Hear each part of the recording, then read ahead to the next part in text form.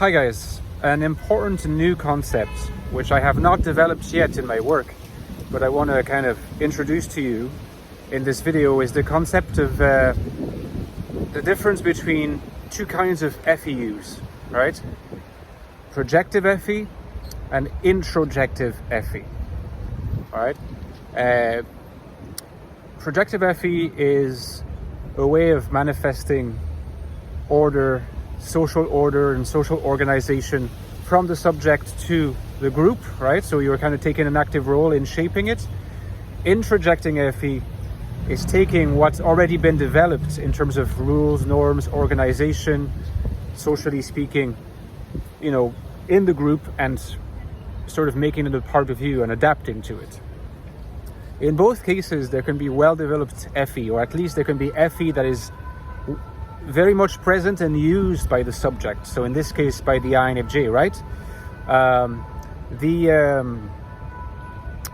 The one ways in which you can distinguish at a first approximation an INFJ from an ENFJ is that ENFJs almost always have projective types of FE, whereas INFJs are more likely to be introjective, right? Or to have their FE repressed, and in some more rare cases to be projective, but it's not that common for INFJs, whereas it'd be very common for ENFJs and ESFJs, for example. So again, a person can use FE proficiently in those two ways, projectively and introjectively.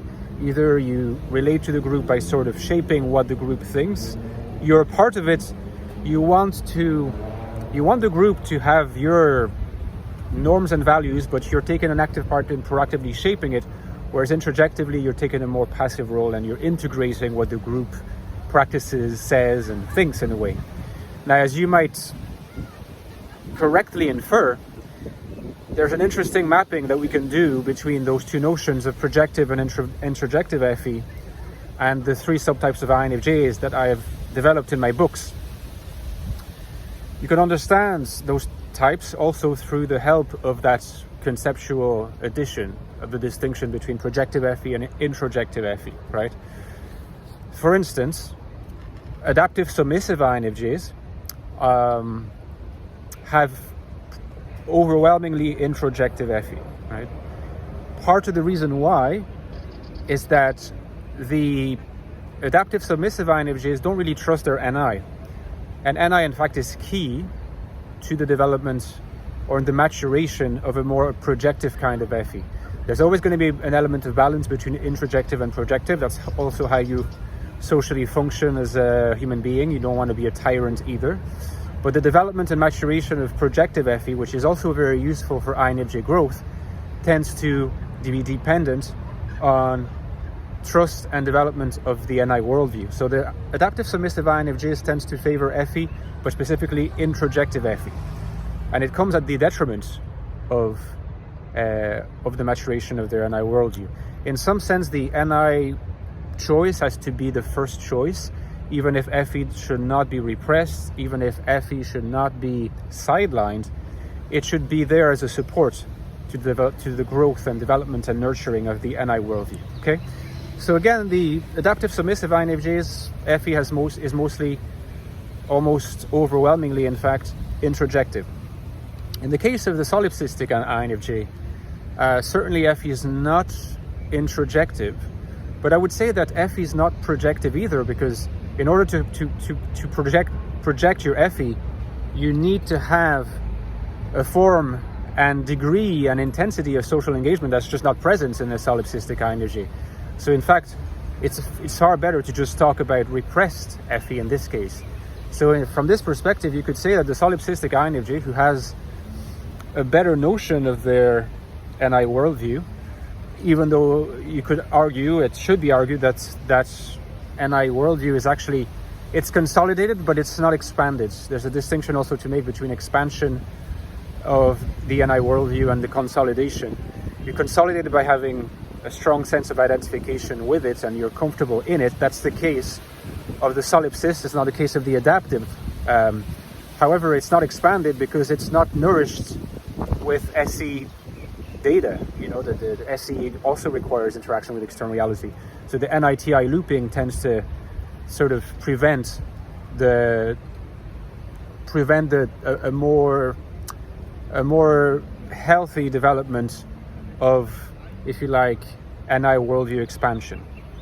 Now, for this reason, neither the adaptive INFJ nor the solipsistic INFJ can really enter into the mode of prescience as vocation. It's a concept of my first book, right, The Ecstatic Soul, which in the language of the infinite soul will be something like becoming a spiritualized INFJ, right?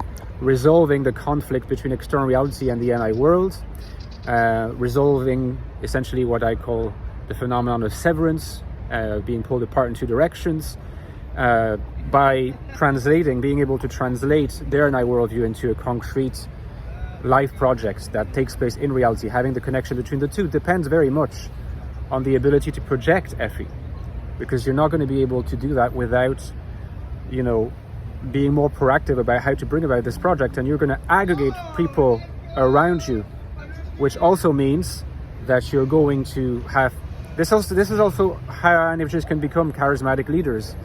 It's usually through the inspiration they manifest through the Fe projection of their NI worldview. This is one way you can understand it. So again, projective Fe emerges in liberated INFJs and spiritualized INFJs because those INFJs have the confidence, the real confidence in an NI worldview, which is both consolidated and expanded. And in this way, they feel the confidence to essentially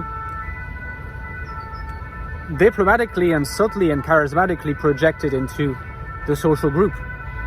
This can be done very much socially, but rather more in the manner of an introverted version of an ENFJ, or it could be in the form of what would you call it? It could also be more like in the form of books. It can be in the form of videos, something that doesn't require as much engagement of direct physical contact, which could be a little bit stressful and deplete an INFJ's resources. It would also depend on the level of extroversion of the particular INFJ. You know, a spiritualized INFJ does not become necessarily much more introverted or extroverted, but they tend to have confidence in their NI vision. As a last remark, this is also a way sometimes of differentiating a spiritualized INFJ from an ENFJ, because the ENFJ will not only be more, their projective Fe will be really more into like contact with other people and less reliant on indirect contact via books and videos and such more introverted friendly things. And often, it has to be said, the originality of their vision is less clear. It's more likely to be borrowed than in the case of an INFJ, whose NI worldview is really the core driver here, whereas in the case of an ENFJ, Fe is actually the driver itself. And this is how you can differentiate between a Carl Jung, whose projective Fe happened through books, and whose NI worldview was deeply original, with that of the case of a Jordan Peterson, who takes a lot of ideas from a lot of different people, but whose particular worldview is not that original, and I would argue functions primarily in the mode of projective Fe and is an ENFJ. Okay, let me know in the comments what you thought of this video. Give it a like. Don't forget that I've mentioned 2 books, so I will present them to you quickly. The Infinite Soul is my new book on the INFJ Life in the Modern World, if you want to explore those concepts in more depth. This is a book on how to lead a happy, rich, fruitful, and meaningful experience in a world we often consider hostile. It talks a lot about the different subtypes of INFJ, the solipsist, the adaptive submissive, and the liberated or spiritualized. The prequel to the Infinite Soul is the Ecstatic Soul. And you look at the INFJ personality, which looks more at the inside of the INFJ mind, its existential manifestations, how it feels to be an INFJ from the INFJ experience. This is a deep investigation. I recommend you get it if you haven't yet. And don't forget, the lifeblood of my channel is my Patreon page.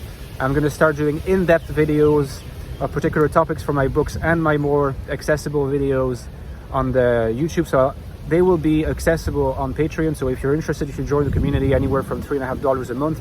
It helps keep the channel going fundamentally, and I'd be immensely grateful if you considered it. The link is below. I'll talk to you soon, guys. Bye-bye.